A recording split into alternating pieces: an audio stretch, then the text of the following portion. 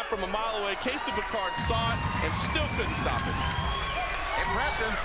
Second round, how do you score that one? Do you give it to Justin Ellison this time around? I really do. I think Justin Ellison had a couple of takedowns, scored a couple punches when he was in top position earlier in the round, and I really think he evened it up. Even up, big third round coming up when you take the replay. And you see that, here's the shot that you were talking about, John, straight into the ropes. And you saw one of the commission members back there a little bit scared that he was actually going to come through the ropes because there was so much speed on that shot. He literally ran across the entire ring, pushing his opponent, Casey Picard, but secures the takedown. Beautiful takedown. He used the spring of the ropes. Kind of reminds me of a fight we saw recently with Charles Oliveira and Efren Escudero, where he bounced off the cage and powerbomb coming back the other way. Excellent use of the ropes. Third and final round, and John has scored this 1-1. Chris, do you think the same thing? At 1-1, this decisive round. How about you?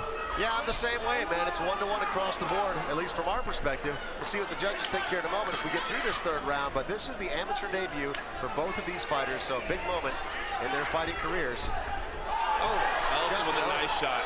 Yeah. Ellison has a tendency to hold his hands kind of low. He telegraphs his shot. Picard has really good balance. Ooh.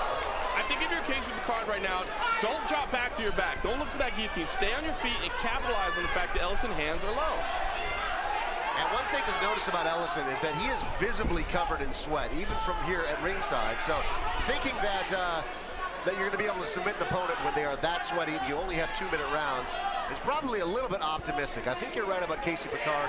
Create that distance and throw some punches. And Ellison again going for the big slam. Did he catch his own head on that? He very well may have. That was a big power slam. Picard tried to grab the guillotine, but again, that's a dangerous position to be in. Now you're on your back. We've seen it time and time again. Judges really prefer the top position, and how can you blame them with a powerful takedown like that? An inadvertent headbutt there, and these guys' heads are almost through the ropes. And Joe Sullivan is going to call a pause to the action to pull them back into the center of the ring. And that's one of the things that happens when you're fighting inside of a ring as opposed to a cage. Definitely much better for viewing here at a live audience, but you do deal with some of the challenges of the fighter sometimes going through the ropes. Final 38 seconds right now. That's all that's left on the clock in this third round. Picard working his legs high. I'm sure he'll try to roll those hips, look for a Kimura, maybe a triangle choke, something from the bottom. But Justin Ellison doing a great job of maintaining control. He's got the hooks in. Picard rolls and gives up the back. Justin Ellison, the rear naked choke. It looks like it's around the chin. Picard doesn't look to be in a lot of danger, but it's going to be very difficult for him to get out of this position with just 10 seconds left in the fight. And Picard still turtled up in a very compromised position. You hear the clap there, just 10 seconds left, but Picard, oh my gosh, big punches. Tries to power through at the last moment. Casey Picard showing a lot of heart, and Justin Ellison in his amateur debut exhausted, but throws the hands up in the air, feeling pretty confident about that one. Unbelievable finish. I'm excited to see how the judges score this one.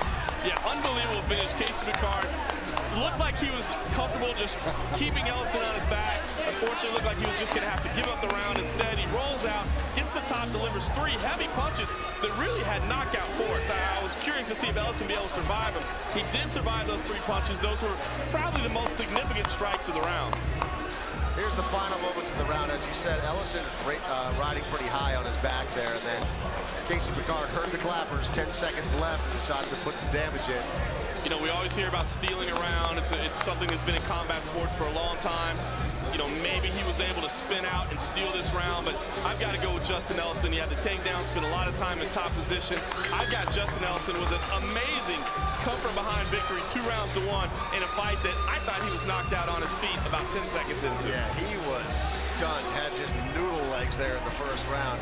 Very nice comeback, very composed for an amateur fighter making his debut, but time to find out what the judges actually think. Here we go with the official decision. Ladies and gentlemen, after 3 exciting rounds in our opening bout this evening, we go to the scorecards. We have a split decision for the winner. In the red corner, Justin "Smooth" Ellison.